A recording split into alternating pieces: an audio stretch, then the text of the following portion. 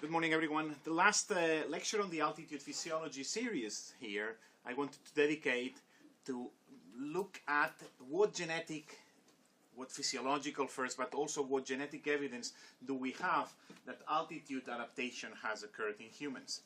And this is an area that has been intensively researched over the last few years, so we are getting new information, new data about it.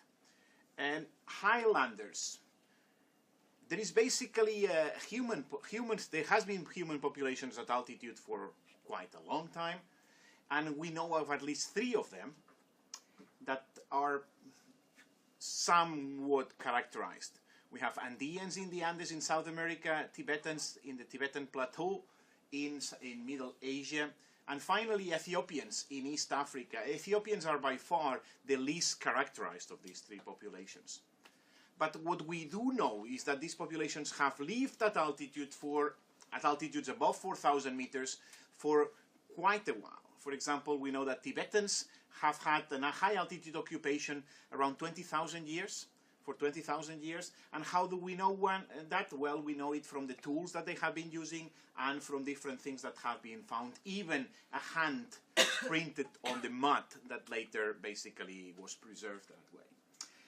The Andean high altitude occupation has been more recent, basically about 11,000 years ago, and that is partly what could explain the differences that we are going to see in this lecture. I have not found any information about what do we know about high altitude life history for Ethiopians, but this is a group that is going to be more studied in the future, probably because, as you will see in the few differences that I'm going to talk about this group, because their high altitude ancestry is already older than 20,000 years, but that would be my expectation. We need to get evidence for that.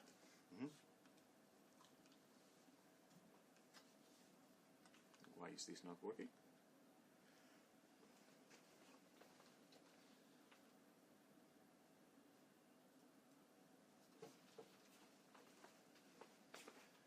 Yes. So how are Highlanders different? Basically, what we see is that Highlanders have a maximal rate of oxygen consumption, a VO2 max, that is higher at the altitude they live. It is higher than lowlanders.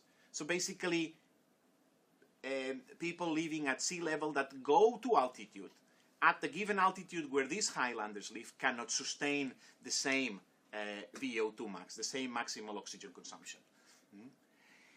What's interesting is also that the acute polycythemic response, the increase in hemoglobin and hematocrit concentration, the erythropoietic response that we have talked about of altitude acclimation for lowlanders, is not present in Tibetans. It's not present in Ethiopians either, but it is present in Andeans. I'll show you data for that. We also see that the Tibetans show an increased vascular production of nitric oxide, and I'll tell you what nitric oxide does in the circulation. We also see that Tibetans show an improved tissue oxygenation, most likely due to capillarization of the muscles. And finally, I say that we have at least some evidence for adaptation in Tibetan populations associated with an increased fitness, that we have data for that. So first of all, we will cover these physiological differences. How are Highlanders different? To finish up the lecture with the genetic differences that have been studied. In terms of higher VO2 max, these are the results of an experiment done by Danish researchers, in which they measured Danish people at sea level and after going to altitude in the Andes for 2 weeks and 8 weeks. And they compared that with natives, Andean natives. And they did that in 2 conditions. That's what you see in the graphs. In the open bars, you have normoxemia. This means that these measurements, the measurements for ventilation, the measurements in terms of alveolar, arteriolar differences, I'll explain those in a second, and oxygen saturation, have been done with these people respiring in an environment that actually has the same or a compensated amount of oxygen, or in a hypoxemic environment. So let's look at the normoxemic environment first, and what you see immediately is that in all the groups in a normoxemic environment with plenty of oxygen, oxygen saturation is almost close to 100%. Well, it's a bit less. That would be 95. That would be the normal saturation, the full saturation in normoxemic conditions. What happens in hypoxemic conditions? Well, in the Danes at sea level, basically you have an oxygenation or oxygen saturation below 80%, a bit above 70%. But if you compare that with the natives, they are a bit above 80%. Obviously, when these sea level inhabitants acclimate to altitude, their saturation increases. But it never reaches the level of the natives. How to explain these differences? Well, you have it in terms of the ratios between ventilation and oxygen consumption. That tells you that if this number is higher, you have to ventilate more for the oxygen consumption you have. And that's basically what you see here. For a given oxygen consumption, at sea level inhabitants, in hypoxemic conditions, they have to ventilate much more. The natives, instead, they can ventilate much less and still get the same oxygen consumption. During acclimation, you see a progressive, it gets closer. Actually, these two are not significantly different anymore. After 8 weeks of acclimation, the ventilatory response of these Danish lowlanders has basically settled to the same level than the Andeans. Finally, what do you see in terms of the alveolar arterial PO2 difference? That means the difference in the partial pressure of oxygen in the alveoli minus the one in the blood. What you see in this case is that the natives have this number relatively low, that means relatively close to zero, that means that there is very little difference between the alveoli and the arterial. The perfect scenario would be if this number is zero. That means that what's in the alveoli basically is transported and is diffused into the blood. But that's not what you see at sea level. At sea level, in hypoxemic conditions, you see a large difference. That means that in these lowlanders are not able to transport, to diffuse enough oxygen into the blood in the alveoli. This hardly changes over time, hardly changes with acclimation. So this is a limitation that you could say is not possible, it cannot acclimatize. So, higher oxygen consumption at altitude. Presence or absence of polycythemia. As I said, that depends on the different populations. Polycythemia is present in Andeans, but not in other Highlander groups. Ethiopians do not differ from sea level populations, and this is a graph that basically shows this. Hemoglobin concentration and oxygen saturation here. What do you see at lowlanders? Basically have a hemoglobin concentration around 15. Highlanders, 3 different groups. The round circles are Tibetans. The diamonds are, the sort of pentagons or hexagons are actually Ethiopians. Down here, there's not that much data. The squares are Andeans. What do you see here? Essentially, the bottom line, and that's something that has confirmed over and over, is that only Andean populations increase hemoglobin concentration. Only Andean populations behave like lowlanders would when acclimating at altitude, not the other populations. Essentially, this is interpreted as a good thing. When chronically acclimated to altitude, the idea is polycythemia is maladaptive. It's not good to have an increased hematocrit because then the heart has to work harder and the incidence of cardiovascular disease can be also higher. This, you see the same data here. This is actually the data from the previous graph. And this is a nicer representation of the same thing. Essentially, hemoglobin concentration in percent of the population, about for Tibetans. See that Tibetans are lower. That would be close to normal populations or lowlander populations. But in Andeans, you have a higher hemoglobin concentration. Higher hemoglobin concentration representing this increased erythropoietic response. And this is something that for Andean natives has been recognized, and it's called as Monge's disease. This permanent increase in hemoglobin concentration of the blood, even in Andean highlanders, is actually considered a disease. Nitric oxide synthesis and its use. You see that there is lots of points here, but the basic message that you have to take is that in lowlanders, you have a very little production of nitric oxide. And this is actually measured in the exhaled air. So you can basically, with some sensors, measure how much nitric oxide do you find in the exhaled air, which is representing how much nitric oxide is produced in the endothelium and can affect the vasculature. Low levels in lowlanders, no matter the age, this is age from 10 to 50 years of age, low levels. Tibetans, much higher levels, both for males and females. Bolivian Aymara, somewhere in the middle, some that are low, some that are a bit high.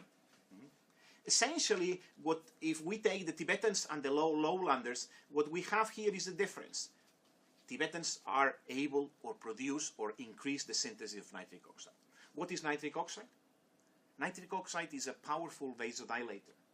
It's a natural vasodilator. It's a gas that is produced by the endothelial cells, and it triggers vasodilation. Why is vasodilation relevant?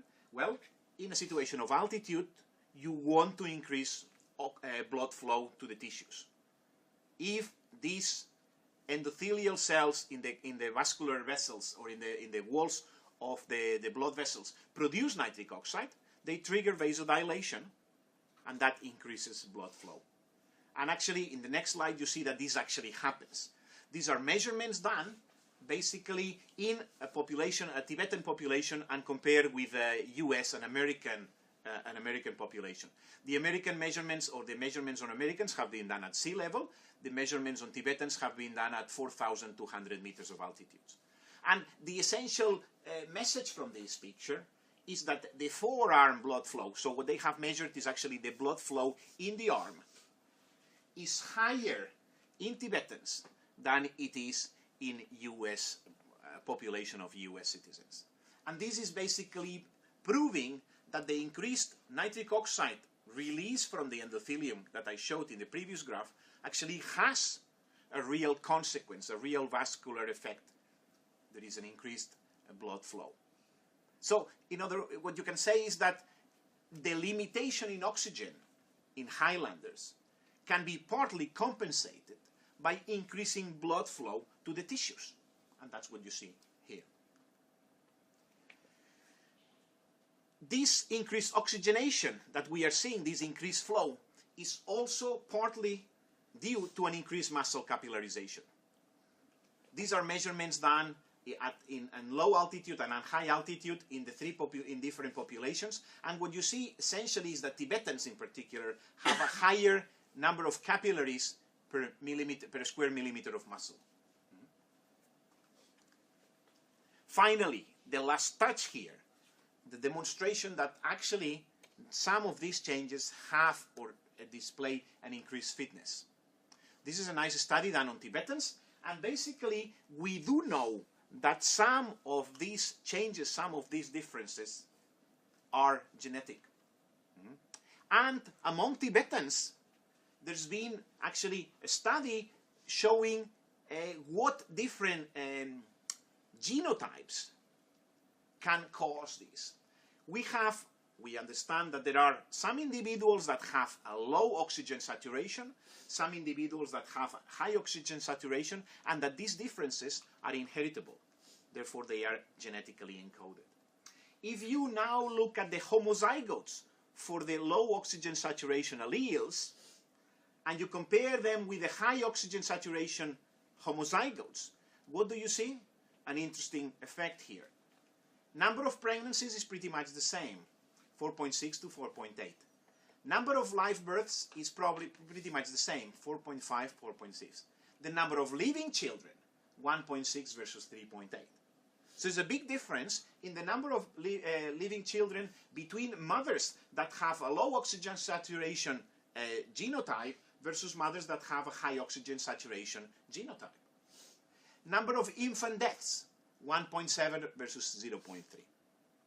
So somehow, mothers that have a low oxygen saturation genotype and phenotype basically give get pregnant the same, but their children are not equally fit in that environment.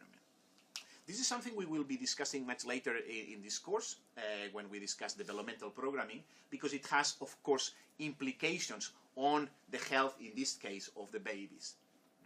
But the important message is that some of these changes that we are seeing at the physiological level are inherited and result in a changed fitness.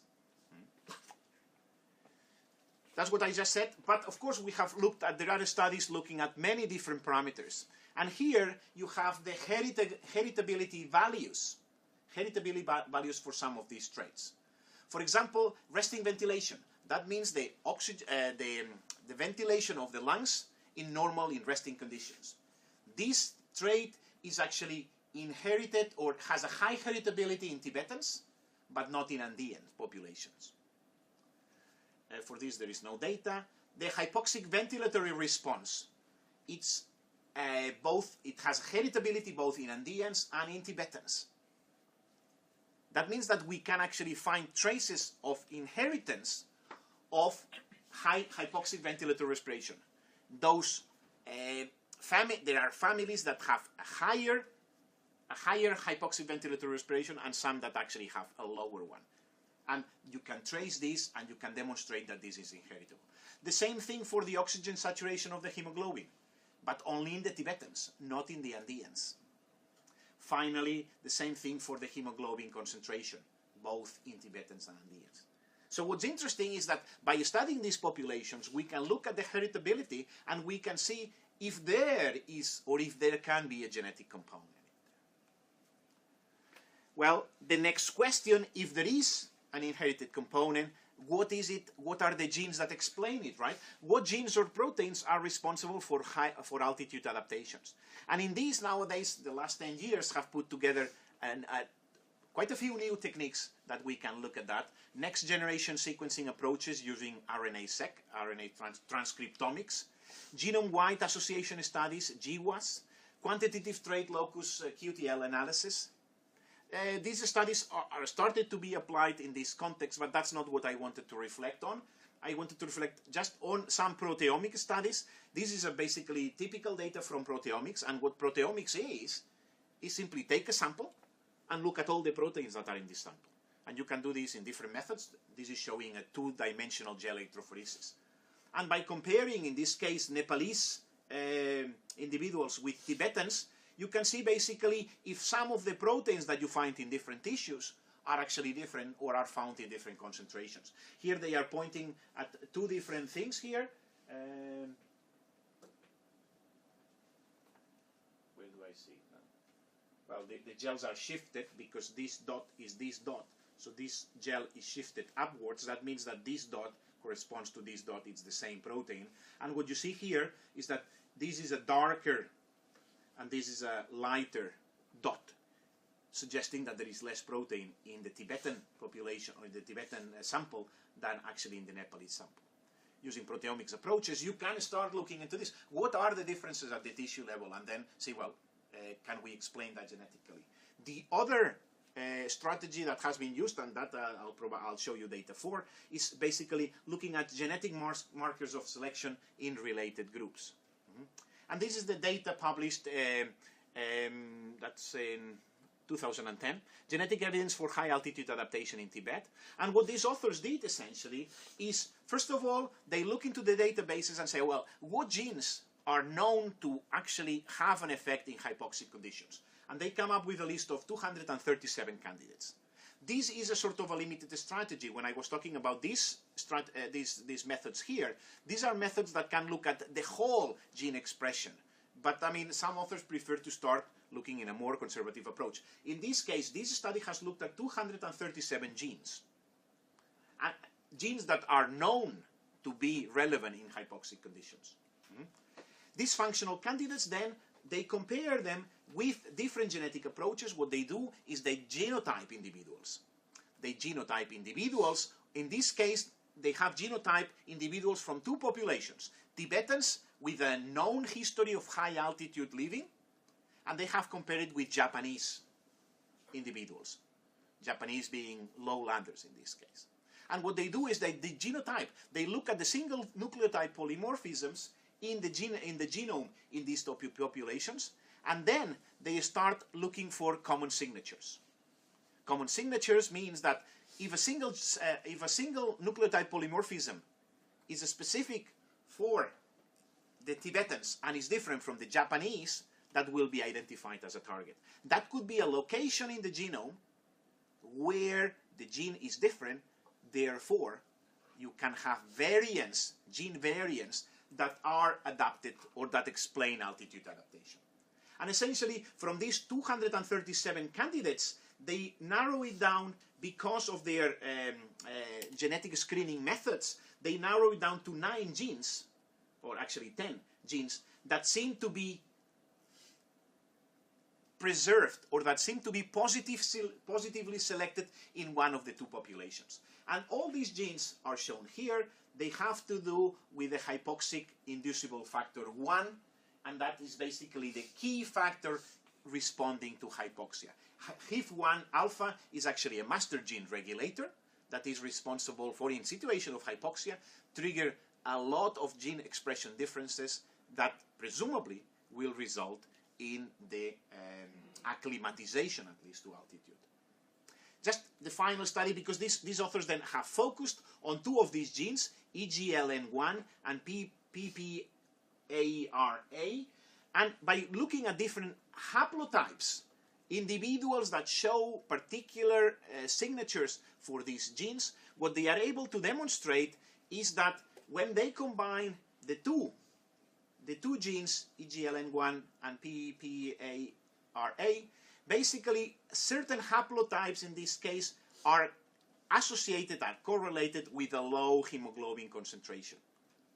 In this case, the authors have chosen to actually look at hemoglobin concentration as a measure of altitude adaptation, with the idea that altitude adaptation results in no increase in hemoglobin. So they are saying those individuals that do not increase hemoglobin when exposed to altitude are more likely to be adapted to altitude. Let's look at them and then compare which ones don't actually show an increase in hemoglobin concentration and what are the gene variants that explain this. So what we can say today is that essentially there are some clear gene differences to look at. But of course we are only scratching the surface. We have not found all the genes yet. This is a process in the going. But it's clear that human populations that have been living, the Tibetan populations, for at least 26,000 years at altitude show signatures of genetic adaptation, show signatures that some genes have been modified and that has helped in the adaptive response. And that was it for today. Thank you very much for listening.